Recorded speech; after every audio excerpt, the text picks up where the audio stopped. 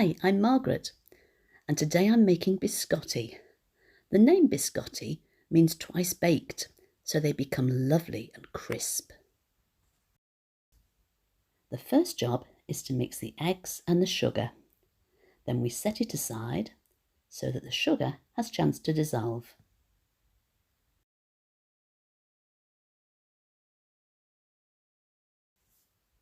Next for the dry ingredients. A little salt, a little cinnamon for flavour, then some baking powder to help with the rise, and the zest of an orange to give it that lovely orange background flavour. I want to make these biscotti really tasty, so I'm going to give them a few other flavours too. I'm going to add a little extra orange with some orange extract, and also zap up that flavour of almond with a bit of almond extract. Then in with the nuts, the pecans and the almonds, and mix so they're well coated.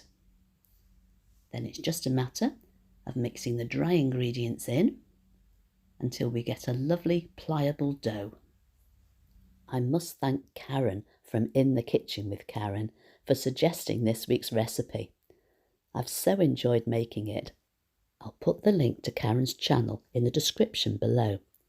Do give her a visit. She has some great recipes and some good live feeds too. So, back to the recipe. For the first bake, I'm going to pop a little flour on to stop the dough from sticking to my hands.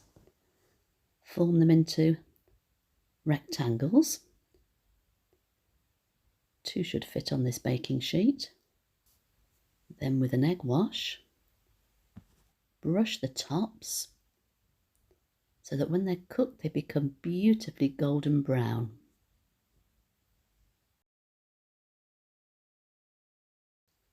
The sugar will give them a lovely sweet taste as soon as they hit your lips. So into the oven with them for 20 minutes until they're beautifully golden brown. I've left them a little bit until they're cool enough to handle, and then I'm going to cut them at a diagonal to give them a good shape. Not too thin, about 1.5 centimetres in thickness. The second bake is going to be a bit like toasting them.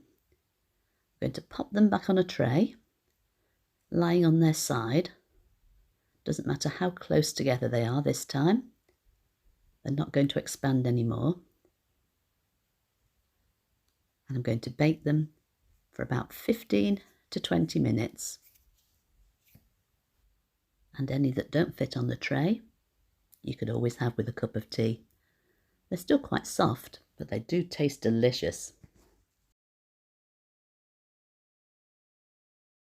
So there they are, fresh out of the oven and beautifully crisp. I had always thought that biscotti were difficult to make, but I've learnt something new today and they're lovely. Thanks for watching this week, and don't forget to visit Karen's channel. Take care, catch you soon.